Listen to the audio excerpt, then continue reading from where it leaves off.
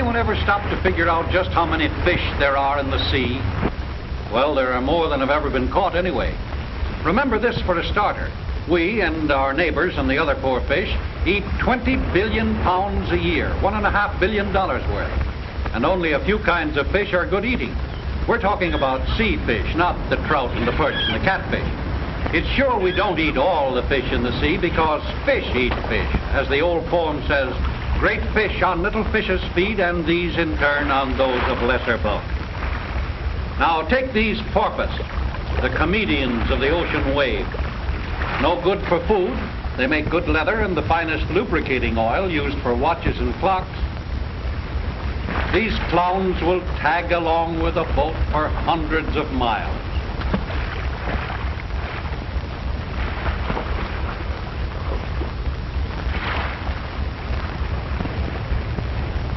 Oh, this is a grand trip.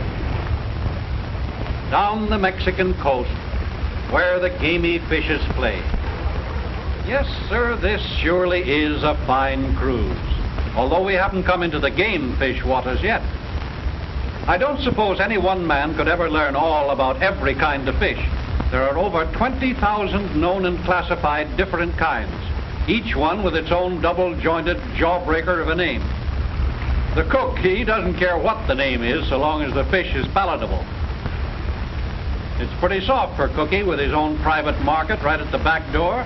And the seagulls, too. Ah, they say easy pickings for breakfast.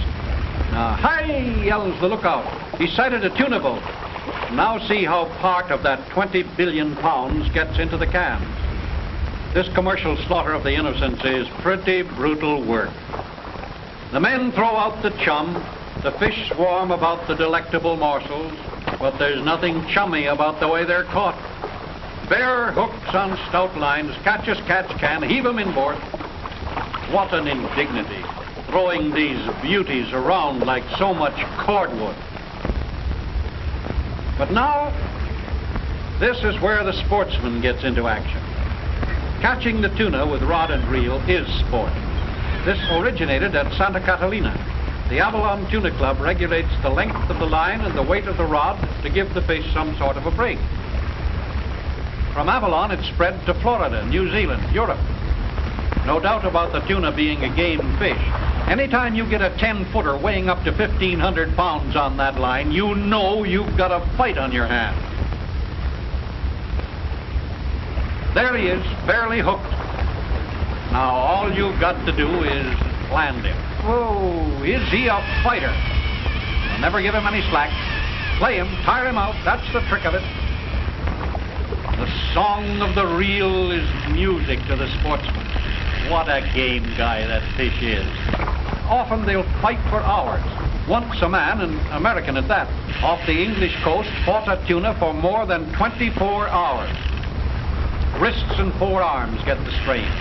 Yes, it takes power, a quick eye.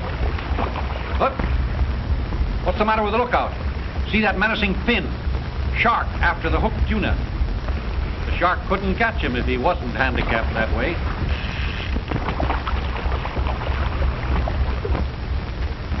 Shark, tiger of the sea. Of all sea terrors, the shark is the meanest, the most crafty, merciless, tremendous strength with an uncanny sense of smell. They'd rather steal like this than hunt their own prey. One 40-foot shark was killed and a 100-pound sea lion found in his stomach, some swallowers. A fossil shark has been found, held over from prehistoric times, 90 feet in length. Well, now this has developed into a three-cornered battle. Man against tuna, tuna against shark. What a battle it is. The terrific power of those mighty tails flailing the water. The tuna, the largest of the mackerel family. The shark, well, let's just call him by his true name. That sounds like mule skinner language. Pleurotremeselacians. That's just what you are, you robber. Pleurotremeselacians. You've got all the best of it, for the tuna can't attend to business. To bring the tuna to gap is no chore for a landlubber. But these deep-sea fishermen are superhuman. Almost anybody can hold a pole, but it takes a body of steel and rawhide to do the dirty work like this.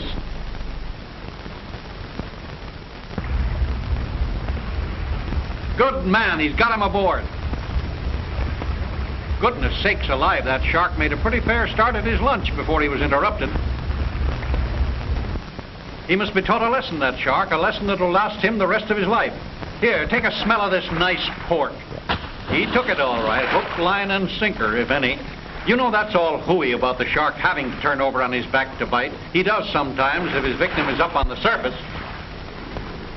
No, Mr. Shark, they don't waste any good line and reel on you. Just a half-inch rope and a heavy bar. They know your habit of spinning and fouling a line when you're hooked. You're no good sport who gives a fisherman a run for his money. The only thing you're good for is shark skin and glue, and maybe your liver will try out some pretty fair oil, and the China boy may make himself some shark fin soup. Ooh, what an ugly brute. Those teeth are just about the most terrible crunchers in creation. 3 sets, one inside the other, could rip the side of a rhinoceros open. You might as well give up and play dead, Mr. Shark. No? Well, maybe he doesn't fancy a boat trip. He might get seasick. Isn't that a sweet little playmate for a bathing party? Welcome aboard the lugger.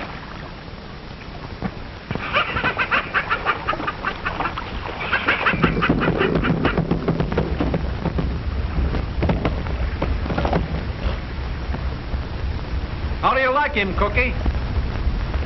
No, sir. If that's a fish, I'll never eat another sardine.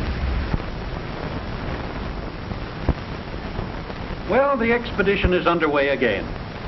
Daily wondering just what the next hour will bring forth is what gives spice to life.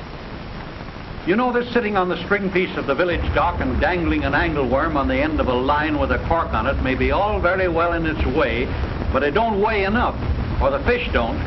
Now here is something that does weigh enough, weighs plenty. This commercial fishing boat has caught a manta. Not a very big one, only about a ton, but they eat their weight in fish each day. They're too greedy, spoils fishing for the boats. Say, there's an idea.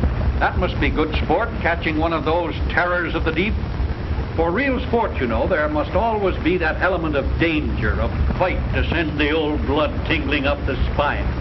All life is a battle, ever since the cavemen fought for every mouthful of their food. So, the only thing to do is to give the giant a go after him in a small boat which the manta could swamp with one flip of his great pectoral fins. The manta, or giant ray, is one of the wonders of nature. It's almost impossible to believe that such a vast creature grows from a small egg, but it does. The egg has little tendrils hanging from it, and the mother scratches the egg off against a rock on the seafloor where it grows to man's size, and then some.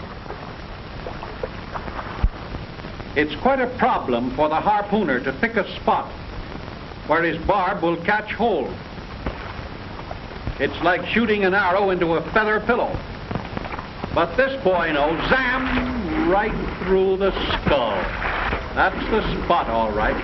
The giant ray has a soft skull, all cartilage. Now, what a ride they're getting. 40 miles an hour.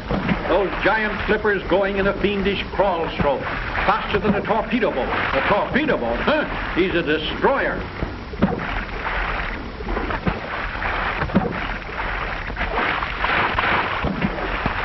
This chap is called a devilfish for good reason. Fish from hell, yes, sir. See them go. Ooh, say, one of those gigantic pectoral scuffles. The boat's upside down. That's where the element of danger comes in. If the great fins fold over on the boys, they're done for. Swim for it, fellow. Make for the ship. And it's goodbye to the ship's boat. It's on its way to Japan. Come on, man alive, put some kick into it.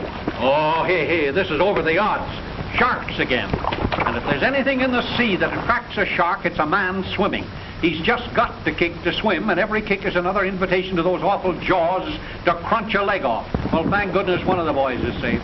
Congratulations, old boy. It's better than doing a Jonah in the manta's interior. And while they're bringing the other chap aboard, the lookout shouts that the Manta's making off with their boat. It's worth salvaging, and maybe the boys would like another chance to express their opinion of that devilfish. Elasmobranch, that's what you are. But there's a storm brewing. If that boat is to be recovered, they'd better make all speed. For when one of these tropical storms break, there's no time to think about mantas or dinghies. But for the sake of the nice little self-respecting fish, they'd like to wipe out this fish breather. Those great fins just fold over like a scoop.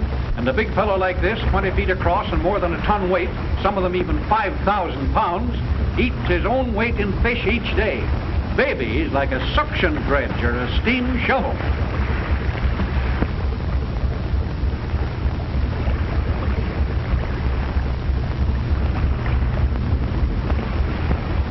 All right, haul in the slack, boys. Drag him in. Well, what they'll do with him aboard our trim little craft is beyond me.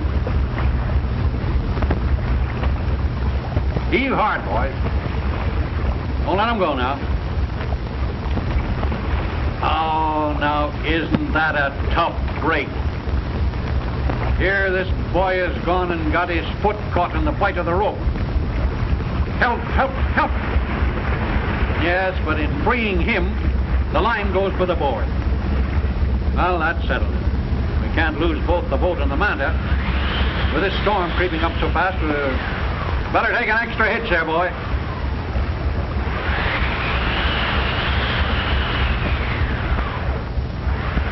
Make fast there, sailor. Stand by to cut the brute loose if the skipper gives the word. Boy, they'll be lucky to ride out this storm.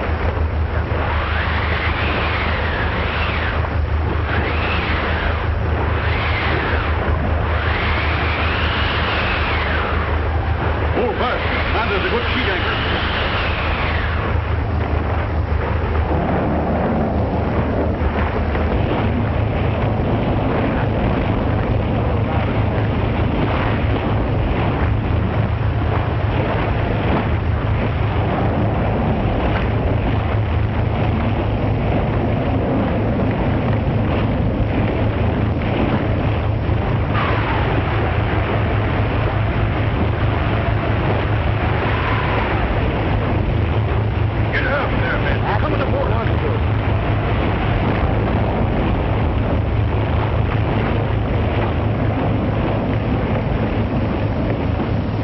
Well, no storm can last forever, but see what it did to our gallant old boat, high and dry on a little barren island.